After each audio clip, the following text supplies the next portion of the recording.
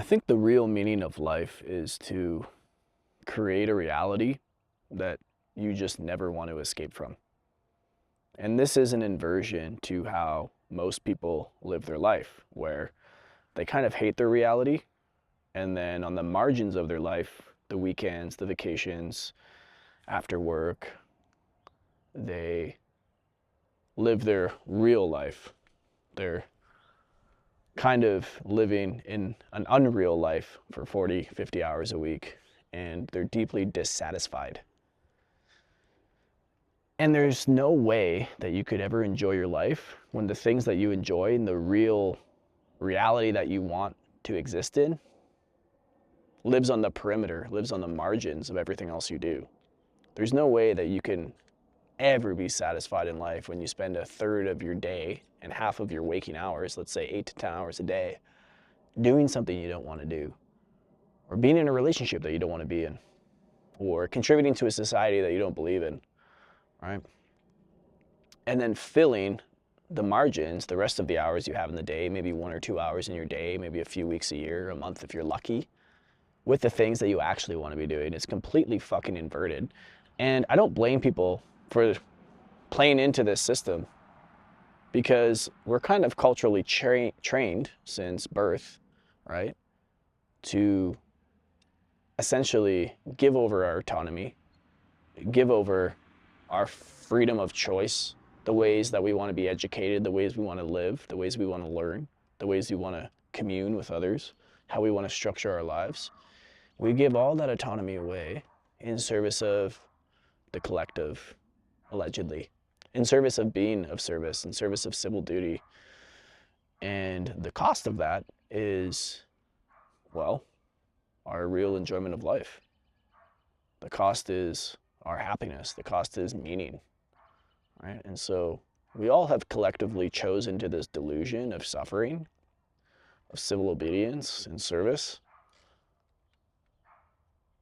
in order to serve people who are creating the reality that they want. And that's the most insidious part of this, is like, you're doing something you don't want.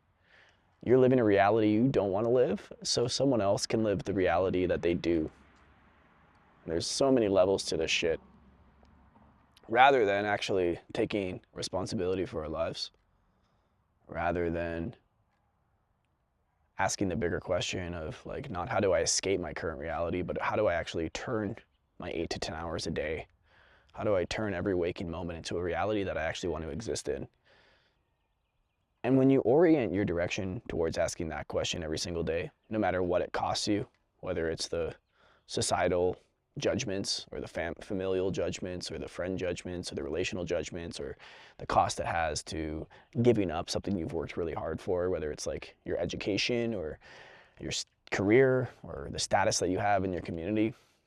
Like, why would I want status in a career or a community or an education system that's representative of a reality that I fucking hate? Why would I want status in a reality that I despise? Why would I want money in a world that I don't want to live in? Why would I want success as something that I fucking resent? I would. Why are you continuing to choose things that don't represent the reality you want? And why don't you just start choosing something else? All of it has a cost.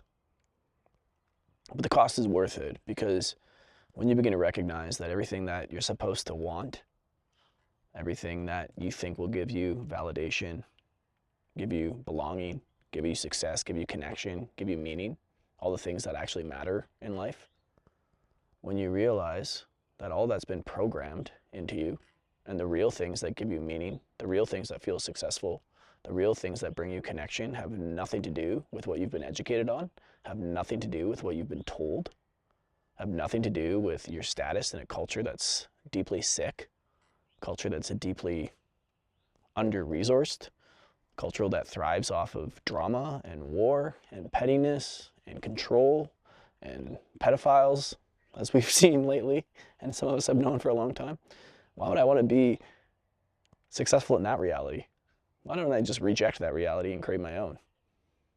I guarantee if you just ask yourself that question every morning, like, am I actually creating the reality that I want, regardless of what other people think? or regardless of what I quote unquote should do to honor my civil requirements, I don't know, my family, my honor of my family, all that kind of bullshit that we get programmed into that actually keeps us trapped. What if I just let go of all of those presuppositions, all of those ideas of what it means to be a good and productive member of a caste, a society, the world? I let all that go, and I was just like, what would it look like to create the reality that I actually want? I actually think the world would be a much better place if that level of individuation existed. Because we'll realize that we would naturally want to be of service and help other people, not through coercion, not through force, not through begging for a paycheck from people who don't give a fuck about us, where we're just a number, so we can help embellish and expand their chosen reality. No, I'm good on that, bro. That's why I think going your own way, carving your own path, living an unconventional life, starting a business, and kind of rejecting the normalcy in the world is the only real, true, integral path to walk, because it's fully in alignment with who you are and your soul. Anything else than that, you're basically creating someone else's reality. And you're really put at choice in all of this. You can either create someone else's reality or you can create your own.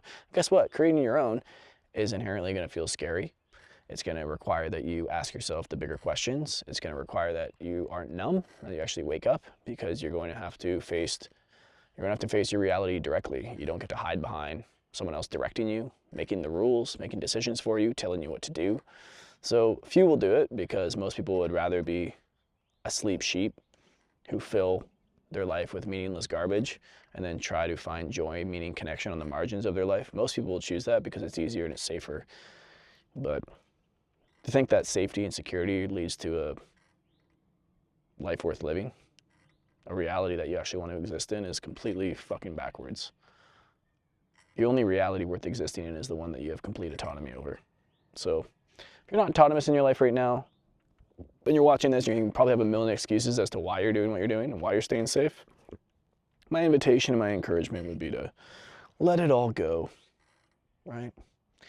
Let all the ideas that you're safe when someone else is in control of your life go, because that doesn't make any fucking sense.